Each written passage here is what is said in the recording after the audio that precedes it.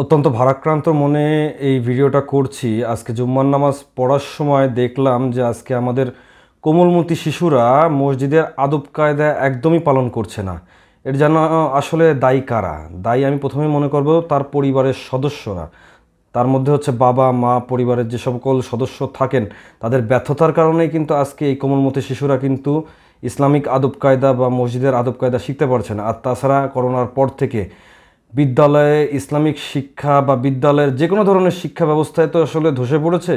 বিদ্যালয়ের শিক্ষকরা যে ইসলামিক কায়দায় যে তাকে হচ্ছে মসজিদের আদব কায়দা শেখাবে, এইসবও কিন্তু পসিবিলিটি আসলে বিগত 6 বছর ধরে দেখতেছি না।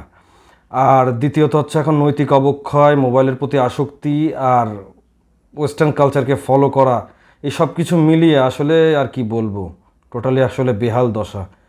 এর পরিত্রাণ কোথায় আমি জানি না আসলে।